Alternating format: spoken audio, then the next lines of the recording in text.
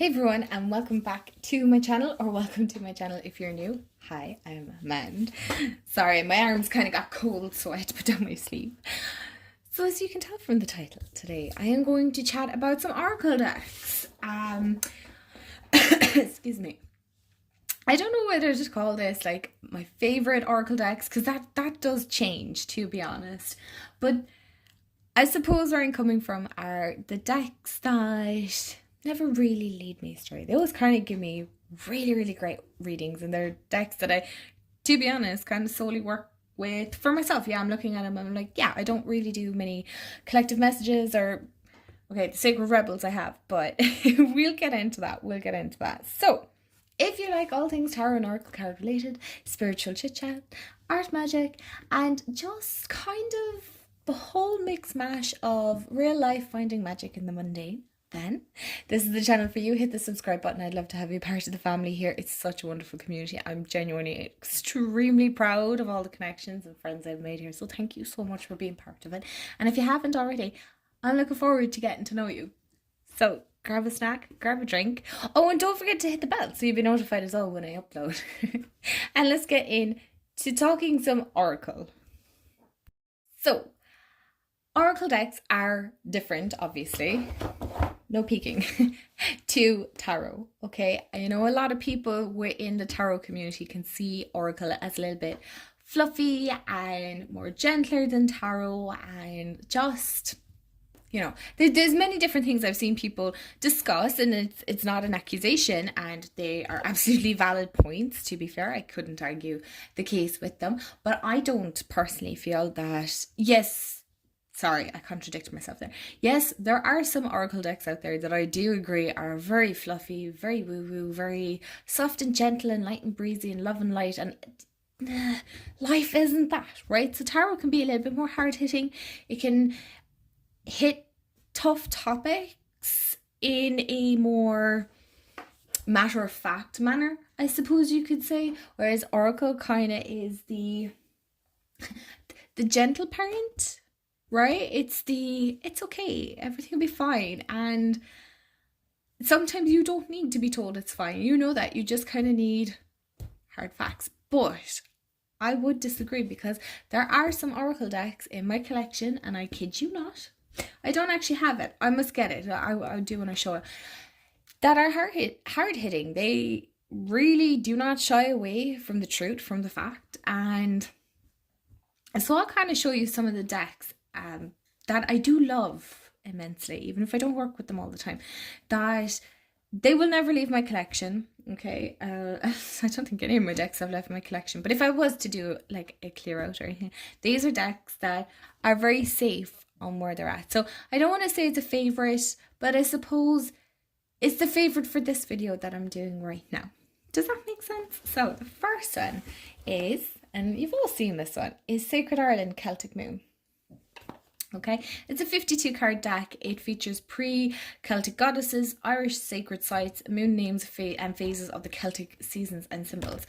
So I feel like if you have Irish heritage, or you know, you're just interested in Ireland, then this is a wonderful deck. This is a wonderful deck. It is one that's created in Ireland. It's created by, well, Karen Ward and Bernie Sexton, and it is from Moonmana. And it's just wonderful, and mine is very, very loved. Very loved. You can see the edges they're pretty battered at this stage. But I love this deck because it really hones in on my Irish heritage. Okay, so for those of you that are new and you don't know, I am from Ireland. Okay, so there aren't a lot of decks, I feel, out there that really embody Ireland as, you know, the country, the culture, the sacred sites. There's a lot to it. You know, I know there's a lot with Ireland, especially having been, you know, under British rule, and then, you know, there's a lot that went on in Ireland between, you know, the famine and then civil wars and things like that as well, you know, or civil unrest, not even civil wars, civil unrest. The whole 1916 rising and things like that. So there are quite a lot that does go on. Okay, so I know some of the topics that I've hit there they're tough topics, okay, especially with everything that's going on. But I know, and from connecting with a lot of you, that Ireland holds a special place in all of your hearts, which is genuinely, honestly heartwarming. It really is. I love the fact that this little island has such a hold on so many people. So it must be mental to think that as an Irish person, like when I speak about Scotland or any place else, but it mainly seems to be Scotland, that's where I'm drawn to. That it's like, but you live in Ireland, what is the issue? And it's that it's not an issue. I love my country. I love the land that I live on. I love the history and the sacredness and the ancestors that are rooted here for me. But I too also have many different connections with different countries. Now, how Scotland plays into this, I have no idea, because as far as I know, I don't have any Scottish heritage. But in saying that, what with being Irish, of course you'd have that Celtic connection. So obviously there's some connection there. But I do love this deck, and as you can see, because it's rooted in that Irish heritage and what's traditions, that's the word I'm looking for, that this is such a beautiful deck, and I love it. And because Irish have so many, or here in Ireland, like we have so many folklore and tales and superstitions. I mean, it's such a superstitious country. So this is beautiful. And goddesses, now the fact that we have a day for Goddess Bridget is wonderful. I know she's seen as a saint as well, but it's still nice to know there's an acknowledgement there at the very least. Anyway, we're getting there. We always say Ireland is always a little bit behind everyone else in the way we kind of catch up. But we're just a little bit behind, that's all. But I love this deck. And so many of you bought this deck. I just love that. I love when you message and go, I bought this after seeing it on your chat. That just makes my heart so warm. So thank you. Even though I know, like, I did not create this or anything like that, but I will happily promote this till the cows come home. So the next one in my collection, I don't know if that recorded or not, kind of stems from the whole heritage and earth. Kind of, it is very earthy and whatnot, is the Herbal Astrology. And you guys have heard me talk about this so much. And hello. Now, I don't work with herbs an awful lot, nor am I in any way knowledgeable with astrology. Oh lads, this Mercury retrograde, you guys, is really getting to my brain. The brain fog is something else. But I love this deck so much. Okay, to be honest, it's very hard to kind of stick with just the one. I will do a collection video. I know a lot of you are looking for a collection video. I am going to have to break it down, I think. Yeah, I'm going to have to break it down because otherwise it's going to be ridiculously long. But I truly love this deck. So I'll explain as to why. First of all, this was kind of a pre-order. I hadn't seen many cards, but the few that I did see, I was like, I like it. I really like it. And then when I got into my collection, I really loved it. So am I any more knowledgeable on herbs and astrology? No. But this speaks so intuitively. These symbols, this for me when getting oracle decks is very, very important. I am very much a visual person. Okay, so I know when I'm reading intuitively, these are only a gateway to your intuition, right? So these just opening to the messages that you already have up in your third eye, your third chakra, no, your crown chakra, and leaning into that intuition. So I know that, but I also like collecting for the art too, right? So, excuse me, and then certain like colors, crystals as well, or I love the fact that there's angels because I work with all of those symbols now here. I should know. I feel like in my head I know, right? I feel like they're definitely symbols that have been lodged away somewhere in my brain, and I just I don't know. I know that's an infinity symbol, but you know what I'm saying. So I rely very heavily as such on the imagery because for me it's very important that I visually see something and it'll start triggering things for me. So the more that's on the card without being too chaotic, obviously, there has to be a fine balance here. The more my intuition flows and the less, so even without the keyword, or the, you know, the title and the numbers and things like that, okay, if you cut it down imagery wise, what is it telling you? You know, as I'm getting this whole as above, so below. I'm also getting with the whole working with the earth element and growing, and how you also need the water to grow. So you need that mixture of both water and earth. So emotions while also being materialistic and things like that. Not just earthly, but, you know, as in your earthly possessions and things like that, right? There is so much. So yes, this may say shape shifting. You can get so much more from it. Do you see where my process is going? I hope I'm explaining this. Because, like, for me, right, this is, yes, breakthrough, but it also symbolizes as well, in one way, the Ace of Swords, right? Does that not look like an Ace of Swords? So then you have the Raven. What does the Raven symbolize for you? And I know you have the astrological signs here as well. Again, there is so much to this deck that, like, I love the DNA. Hello. And just the incorporations, and of course this reminds me of Harry Potter. So you see the way these oracle decks start triggering certain parts or memories in my brain, and then I can associate them and gain my messages, is what I'm trying to say. So I love that, and I really love this deck so much, because there's a lot to it, and it's one that works.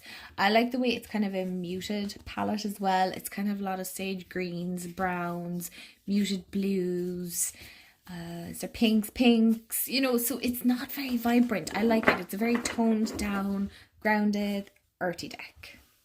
I don't want to make this too long of a video, so I do only have 5 decks that I just want to talk about, and kind of talk about the process that goes through my mind when I'm looking at it and when I'm working with it and things like that, but how they also became my favorites. So the next one is the Solitary Witch. Everybody, this is a Lucy Cavendish one. So many people love this on my Instagram, especially. They love when I do collective messages. I lied at the start. Oh my gosh, I got caught out. I do, not all the time. It's not one I actually go for a whole pile. Oh, wait for it. One of you is going to look at my Instagram and go, excuse me, actually there's about like however many videos. Okay, well, listen, I can't really remember, but I know I don't use it a whole pile either, but excuse me, I know a lot of people love these decks, or love this deck. The amount of people that come and go, what deck is it? And I'm like, Solitary Witch by Lucy Cavendish. These are just fabulous. The only thing I have to say that I do struggle with, okay, and I have no problem saying this, is the keywords or the titles to these don't always necessarily match the picture or what's going on in my intuition. My intuition and the titles tend to clash. I love these. These are like little works of art. They're like little portraits. Oh, jeez, I can't say it. Little pictures. Portraits.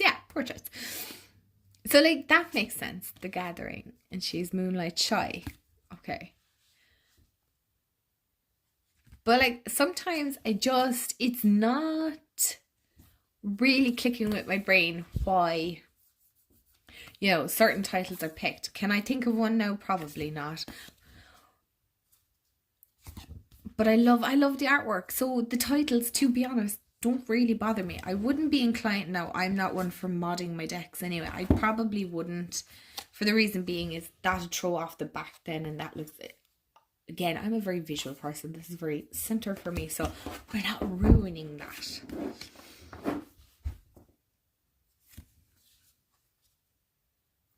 So yeah, sometimes I suppose my intuition that's working clashes with this. So, you know, maybe you could just cover it and then see.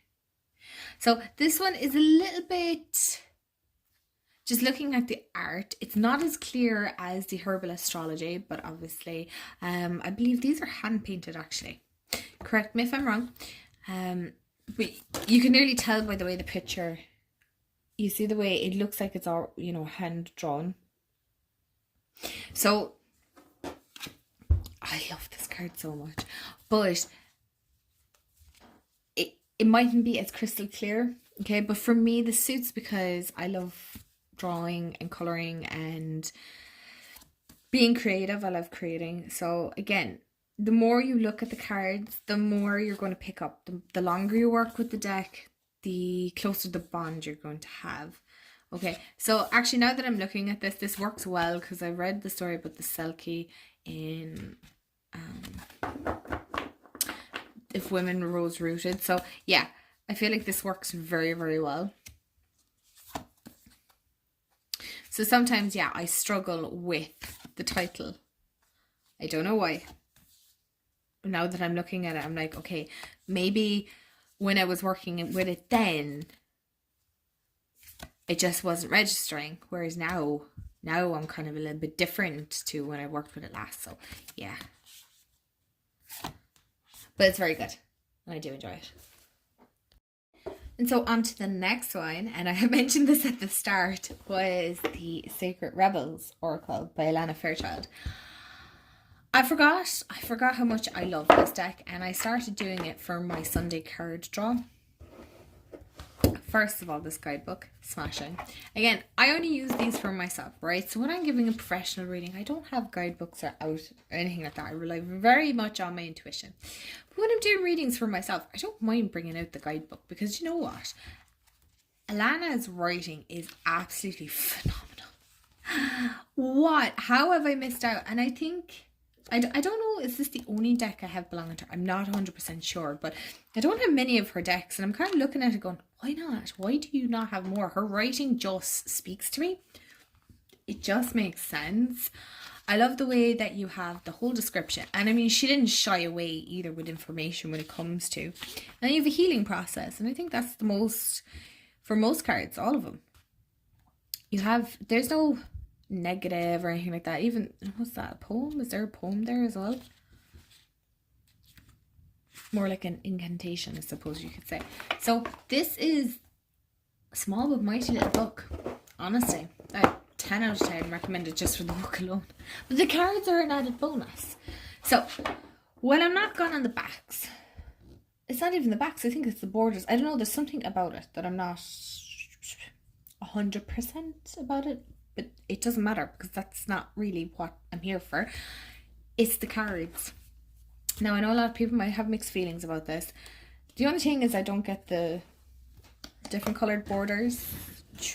They're just not for me. I do think, like, if you cut it off, maybe. But again, I am not here for modifying my deck, and I'm very much bonded to it, so I don't really want to do any modding. I love this artwork. Who has done the artwork on this? You're all probably screaming at it now. Okay, I found it. It is Autumn Sky Morrison. Beautiful artist. Beautiful artist. I'm obsessed. The writing, the art, they match. They match. They make sense. There's no confusion. There's no mixture. There's no... The writing and the card don't work. You know, there's none of that. And I love that. There's extreme detail. The titles... right, makes sense. Even if they don't make sense. Does that make sense? As in, right, the perfection of your life. Okay, so that's, right, okay. Collaborative dreaming. You're probably still looking at it going, okay, right, yeah, I can kind of see that. So, new birth, guarded... Oh, I'm not even going to try and say this now because I'm going to just make a fool of myself. Village... Nope. Just not. We're not being made fun of today. Shock of the new. So, right. I'm going to talk about this one. Oh, I love that. I love all these. I haven't sat down and looked at these cards, and I love this one as well. This one's so cool. It's the word wants to be written, and like all the butterflies and how they're bursting out of her third eye, and then there's a big butterfly here, but she's also kind of crying. So, you know, is it a release? Is she feeling lots of emotions? I love the double nose piercing as well. Do you see my process here? There is so much going on here. Shock of the new. So you have the lotus chakra. I am assuming this is going from the heart and then your throat, third eye, and then her crown chakra is up at the top. You have speakers, keyboard, sunflowers, her hair, but also I think, oh, that's a braid. So you've lots of different things, and mountains, waves. There's so much. That is my point. It's different, but this one is very much, while it's rooted in the maiden mother crone energy, it's also very that with higher energy. So like crown. So it's a mixture of kind of, I suppose, your root and your crown chakra. Does that make sense? It does to me. Okay, it does to me. Now, if nakedness bothers you, maybe not this deck. Maybe not this deck. Personally, myself, don't really care. Don't really care. The messages are potent. They are... Oh my gosh. So good. So good. So, and I love the glossy. I got this as well in last week, and I just loved it. And we're going to end on... okay, well, you know, here we go. My cards do, in one way or another, if you want to say, do kind of speak. They do. They have their own like little voice. They have their own opinions. They definitely have a persona that sometimes is very hard to describe until you start working with it, because you might get the deck and find that it has a different thing. So just because I find it works that way doesn't mean you find it works that way. And last, but certainly not least, is the Priestess of Light Oracle by Sandra Ann Taylor and Kimberly Weber. I haven't worked with this deck in so long, but again, I felt like the sun was calling out, going, excuse me, you have to talk about me. So I'm like, okay. This one is sass, for sure. Definitely is very sassy. This, I feel like in one way, in my mind's eye, the way it has worked is I have worked from the root chakra up, even though like I'm short a chakra, but that is just kind of how it works for me. Sometimes I get very grounded, and then sometimes it's kind of like a middle, you know, working from my heart, and then it's like full blown woo woo and mystic and all that. So these are the backs. Love that. And these are the decks. I love the title. I love the keywords. I love the imagery. It is very divine feminine rooted, which again, for me right now, suits.